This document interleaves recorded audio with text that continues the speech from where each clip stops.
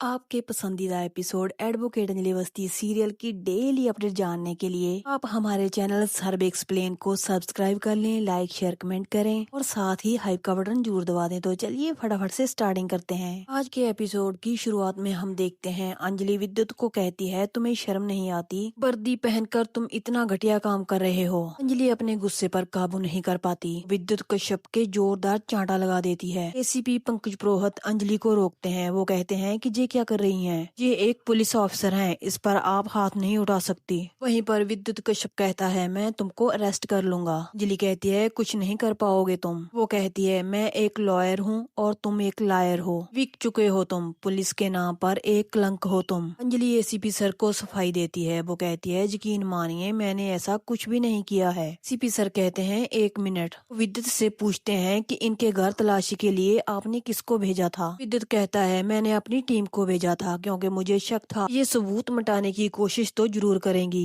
Report मिटाने के लिए ये कुछ भी कर सकती है, जहाँ तक के खून भी कर सकती है। और देखिए मेरा शक सही निकला कि घर से खून से सना हुआ खंजर मिला है। ये पूरा यकीन है सर। अगर उस खंजर पर लगे हुए खून की अगर हम जांच करेंगे तो उस खून की सैंपल और शर्मा जी के खून का सैंपल मैच करेगा। सीपी सुनकर हैरान हो जाते हैं। वो विद्युत को कहते हैं, तुमने तो पूरी कहानी लिख डाली, ये सब कुछ तुमने बहुत ही अच्छे से सेट किया है। विद्युत ये सुनकर थोड़ा घबरा जाता है। वो कहता है कि ये कहानी नहीं है सर, ये हकीकत है। पास खड़ा राघव सिंह अंजलि से कहता है, अगर आज रात तक मेरी बेटी घर वापस नहीं आई तो मैं तुम्हारा ये हाल करूंगा जो तुमने सपने में भी नहीं सोचा होगा। नारी के नाम पर तुम एक कलंक हो, ना किसी की बेटी बन पाई, ना बीवी बहू और ना ही एक अच्छी माँ। ये कहकर विद्युत और राघव सिंह वहाँ से चले जाते हैं। अंजलि कहती है, मुझे अभी बस्ती में जाना होगा। एसीपी सर कहते हैं, वहाँ पर जाकर कोई फायदा नहीं होगा। अंजलि कहती है, लेकिन क्यों सर? एसीपी सर कहते हैं, क्योंकि ये केस आप हार चुकी हैं, बहुत लंबी सजा होने वाली है आपको।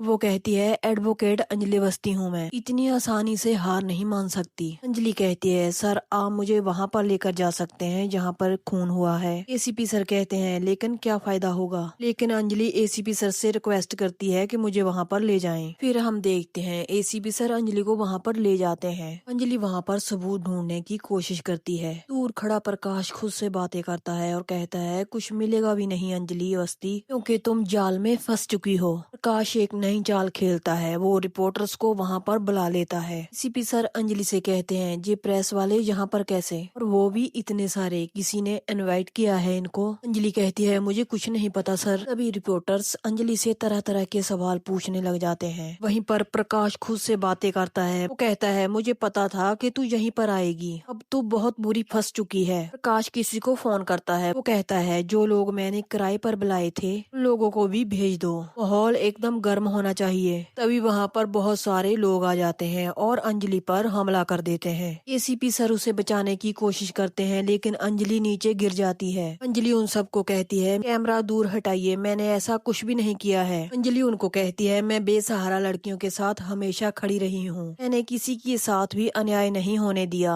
और आज उसका मुझे ये फल मिला है। अंजलि पूरी तरह टूट जाती है। वो रोने लग जाती है और माता रानी को कहती है, कुछ करो। सब लोग वहाँ से चले जाते हैं तो वेद उसका मसीहा बनकर वहाँ पहुँच जाता है। वो अंजलि से कहता है, ऐसे आंसू बहाने से कुछ नहीं होगा। वेद को देखते ही प्रकाश वहाँ से निकल जाता है। वेद अंजलि को कहता है, एडवोकेट अंजलि अवस्थी की आंखों में आंसू अच्छे नहीं लगते। जिस अंजलि अवस्थी को मैं जानता हूँ वो बिल्कुल मेरी माँ जैसी है, से लड़ना आता है। मेरी माँ भी लड़ते लड़ते कहीं खो गई है, इसलिए आपको लड़ना होगा और जीतना होगा। अंजलि कहती है, लेकिन ये कैसे संभव है? वेद कहता है, उसका रास्ता मैं आपको बताऊंगा। वेद अंजलि को घर पर ले जाता है और कहता है, इस तस्वीर को गौर से देखिए। अंजलि कहती है, क्या देखूं मैं? ये तो तस्वीर मेरी ही है, उस पार्टी में नहीं गई थी, फिर भी मेरी फोटो। सीपी सर कहते हैं, आखिर तुम कहना क्या चाहते हो? पद्मा भी कहती है, हमें कुछ समझ में नहीं आ रहा। वेद सबको कहता है, आपको ऐसा नहीं लग रहा कि इसमें अंजलि अवस्थी की उम्र थोड़ी कम हो गई है? सिर्फ आपको पता है कि उस दिन आप दिल्ली से दूर गई हुई थी और आपको आने जाने में 10 घंटे लग गए थे और आपको फोन भी आया था। एक बार आप ये सोचिए कि जानबूझकर आपको